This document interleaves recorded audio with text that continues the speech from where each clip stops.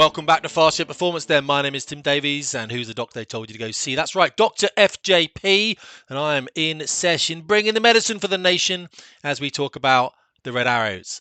That last bit didn't really rhyme, did it? But I'm in the newspaper in it. That's right, Tom Cotterill wrote to me then. He obviously crafted this excellent piece, and I am mentioning here, let's talk it out, shall we? Because the Red Arrows are going to have to go at some point, guys. I know it's very sad.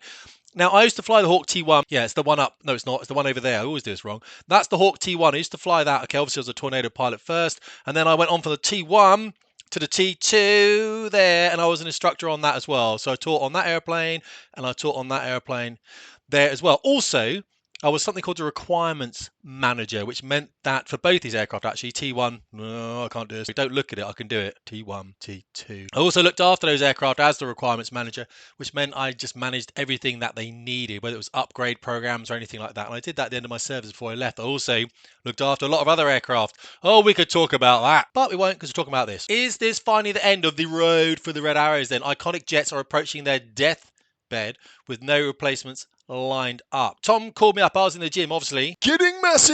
That might not be true. And he said, Tim, can I have a few words about the Reds? Of course you can, mate. What's up? And we had a bit of a chat. And, you know, I'm a bit of a no-nonsense, facts-based kind of guy. So I'm happy. I've got nothing against the Reds. You know me, guys. I've hit them for their standards in the past, but the team now are pretty good, actually. I did see him display in Portsmouth recently. My mum loves them. They're the iconic jets that dazzle crowds with a breathtaking air acrobatics. They're the iconic jets that dazzle crowds with their breathtaking air acrobatics, otherwise known as aerobatics. But the Red Arrows in serious danger of being hibernated, veterans fear. Do they really? I think, no, we're just going to lose the Reds. We're just going to lose the Reds. So, yeah, there aren't any replacements lined up for the existing aging fleet of Hawk T1s. Let me explain to you why that is. So, looking to get rid of them in 2030. So, decisions need to be made now, really, about what you're going to do to them. Now, the Red Arrows have always flown flying training aeroplanes. So, if we don't have any flying training airplanes to spare, then we don't have the Red Arrows. And at the moment, the Hawk T2 on my wall here, get this right, just get it right. Oh, yeah, there's the T2. We only have 28 of those aircraft. In fact, we don't even have that many Servsborough right now. And the problem is you can't just now lend them to the team because the team is about, I think it's 16 aircraft the team have in order to display 9.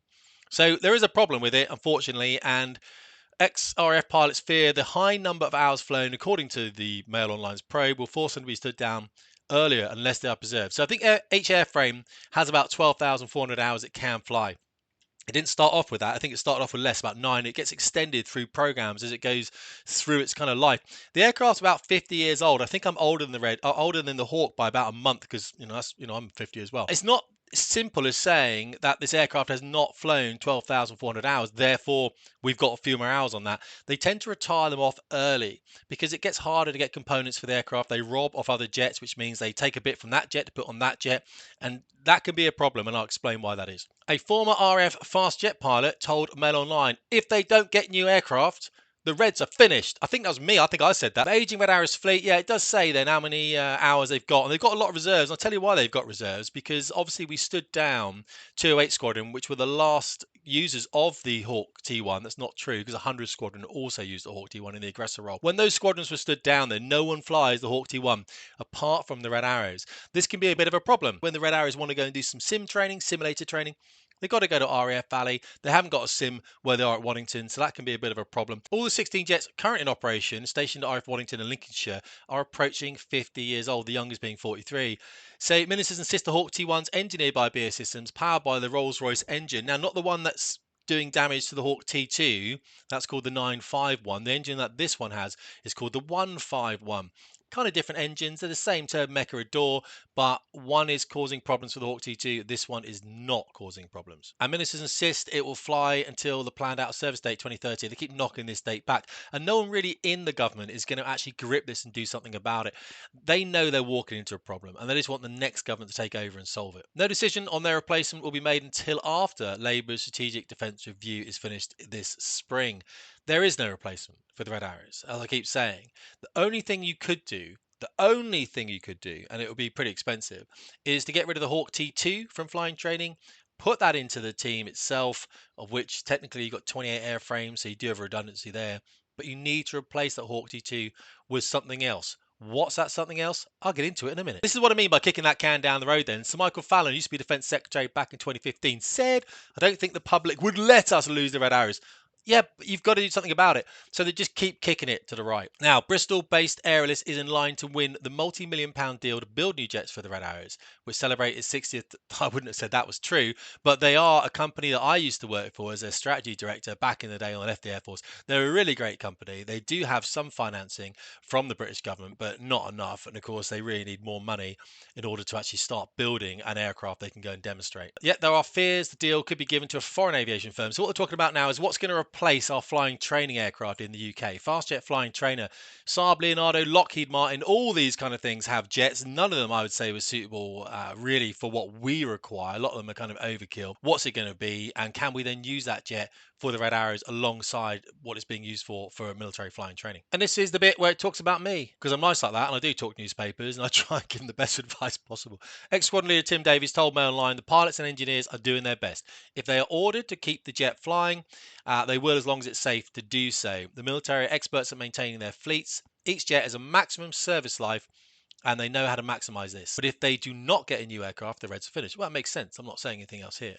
And the truth is, the military are very good at maximizing the resource they have. So they know that the jet's going to come out, basically, it's going to run out of time. And they'll do everything they can to keep that jet flying. It can forecast when it has to go in for all its servicing, any kind of upgrades it's going for, anything like that. But the truth is, with the Hawk T1, there's not much we can really do with it anymore, and we can't really make it any safer than it already is. And we've got a history, of course, in the Red Arrows of fatalities over the last decade, which is far from ideal. Mr. Davies, as I am now, who worked with Aerialist on its next generation training aircraft after it was a 15-year career in the Air Force. I did 5 in the Navy as well. So there's no British-made jet available to replace the aging fleet of T1 Hawks. And that's the really sad thing. I didn't say the Hawk T2 engine kept blowing up. I think Tom's taken that, or I might have just thrown it away as a cavalier comment. The Hawk T2 engine has cracks in the compressor, which are being addressed. But of course, the reason that it does have problems is because these cracks can propagate and cause huge issues. So there is an engine issue with the Hawk T2. So I did work with Aerialist. I did help to develop their own next generation training jet, and I'm obviously trying to help Aerialist wherever I can with that. And then another senior former RAF officer who didn't want to be named because he's a pussy fam told MailOnline that each aircraft has a finite fatigue index, which is based on the number of some complex shit. Don't listen to this man. I don't know who this is or this woman. They use complicated words, not like me, because I'm a simple guy. But if an aircraft has an easy life, it can fly in more hours. That makes sense. The problem with the Reds is they're doing a lot of aerobatics, a lot of high stress, a lot of G cycles, where the jet goes up to like 5G and back again. Does that many times during a sortie, and that's going to put some issues on its life. The rest of it is a bit of history on Hawk, which I'm not interested in. Let's just look at aircraft that we could then technically replace the Red Arrows with. Well, pretty much any aircraft that's in Royal Air Force flying training. This is Grob 120 TP. I brought this into service before I left. They've got quite a few of these actually. So if they were to reduce the use of this aircraft, technically a team like the Red Arrows could use it, but I very much doubt they would, because what are you going to do with this exactly? How many of these are you going to have? It's not the jet trainer. It's not that impressive. And of course, the Red Arrows are a trade tool. It's how we sell British capacities and how we sell British engineering, British excellence to the rest of the world. This is a German aeroplane built down in Bavaria. I went down to the factory. It's a great aeroplane, but it's not British. The Beechcraft Texan T1 then, obviously known as the T6C around the rest of the world with some updated avionics and everything else. The Americans fly the A and the B variant of this. And again, we haven't got many of these. I think we've got 14 now. I brought 10 of them into service, and the Red Arrows could fly this.